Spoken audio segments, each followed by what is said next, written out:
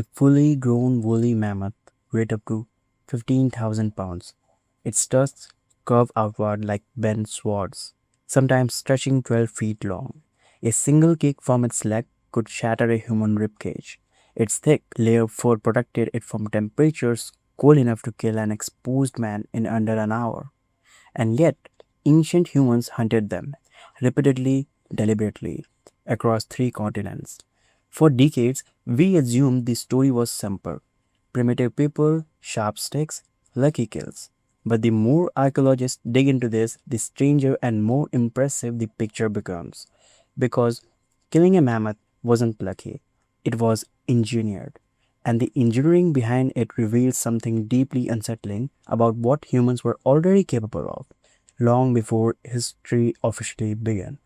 First, let's understand what hunters were actually walking toward. A mammoth wasn't just a big, it was structurally built to survive violence. Its skull was thick enough to absorb impacts that would destroy most animals.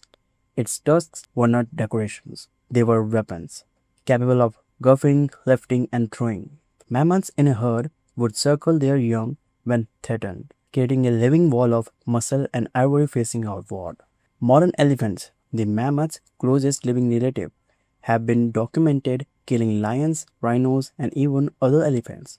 They don't panic easily, they fight back hard, and the woolly mammoth was larger than any elephant alive today. So the first problem wasn't finding a mammoth. The first problem was figuring out how to attack something that could kill every person in your group before a single spear landed.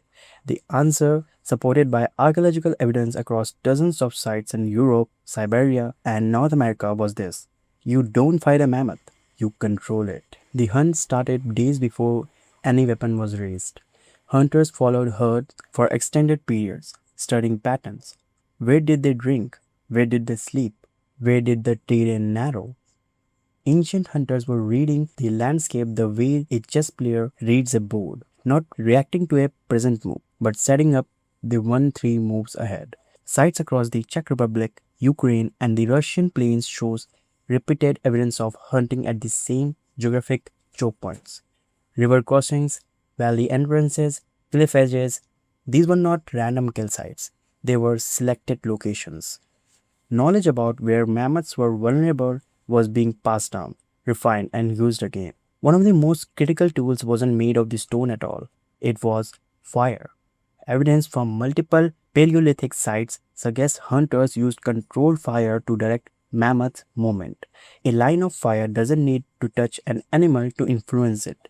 Smoke, noise, and heat are enough to steer a herd away from safety, toward a narrowing valley, a frozen lake, or maybe a cliff edge. The hunters were not chasing the mammoth, they were redirecting it, slowly, deliberately, towards the location where the mammoth's size and strength became liabilities instead of advantages. This is where the terrain became a real weapon. Boggy ground was particularly valuable. Mammoths, despite their mass, could move fast on solid ground, fast enough to outrun a human. But in deep mud and soft snow, their weight became catastrophic. A mammoth sinking into a soft earth couldn't charge, it couldn't turn, it couldn't protect its flanks. It was massive and stuck, which meant it was vulnerable. Archaeological evidence from Siberian sites shows mammoth remains concentrated near ancient lake edges and river banks, exactly the kind of soft, unstable ground where a large animal would lose its mobility advantage. This wasn't coincidence. Hunters knew what that terrain did to a mammoth, and they used it. Once a mammoth was slowed, whether by terrain fatigue or by being driven or by separation from its herd, the attack began. And here is where it gets specific. Hunters didn't throw spears randomly and hope for the best. Skeletal remains from the mammoth kill sites shows spear wounds concentrated in precise anatomical locations.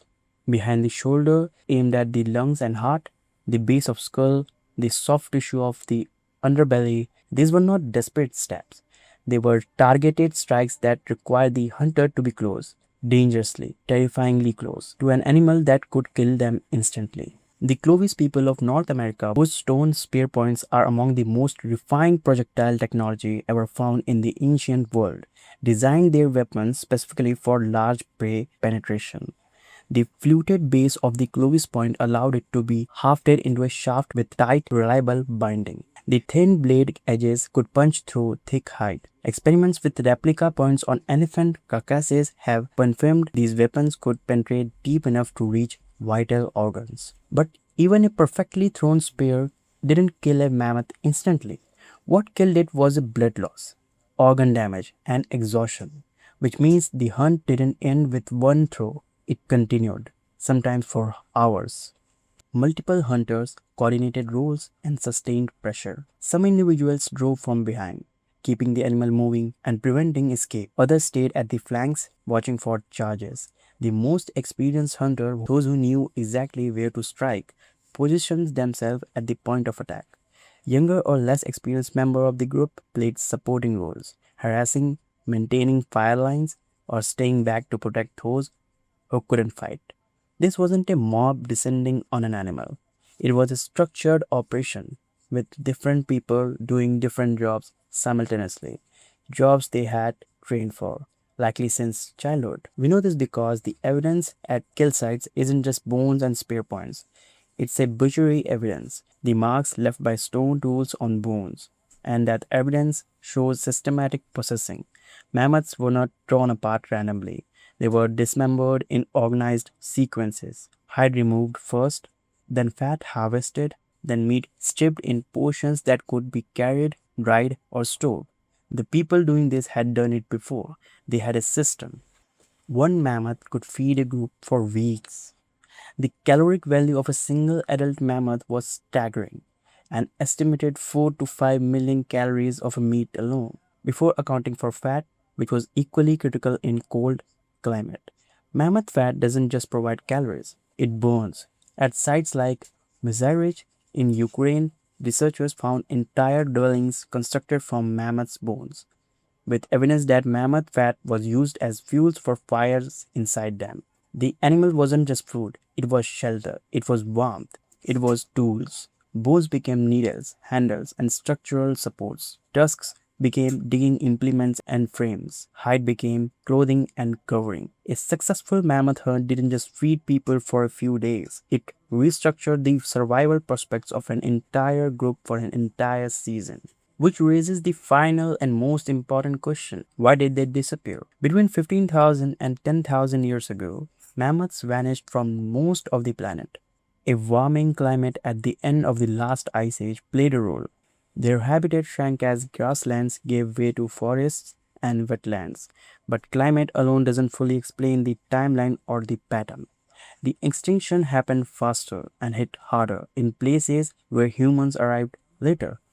In Europe and Asia, where humans and mammoths had coexisted for tens of thousands of years, the decline was gradual. In North America, where humans arrived more recently, the drop was steep and sudden. The same pattern appears in Australia with other megafauna. Where humans showed up, large animals began disappearing. Not everywhere at once, not overnight, but consistently, repeatedly across species and continents. The hunters who perfected the techniques described here, the terrain control, the coordinated drives, the targeted strikes, were extraordinarily effective, perhaps too effective. A species that reproduces slowly, that takes years to raise a single offspring, cannot survive sustained pressure from an apex predator that gets smarter every generation. Here's what this actually means. 12,000 years ago, a group of humans stood on a frozen plain and looked at an animal that should have been untouchable. It was bigger, it was stronger, it was faster on open ground. By every individual physical measure, a human being has no business killing a woolly mammoth. They killed it anyway, not because any single spear was powerful enough, but because they planned further ahead than the mammoth could anticipate, used the landscape in ways that the mammoth couldn't counter, and worked together in ways no other predator on earth had figured it out. The spear was the last step. Everything before it was the real weapon. And the mammoths, for all their size and strength and thousands of years of survival, never found an answer to it.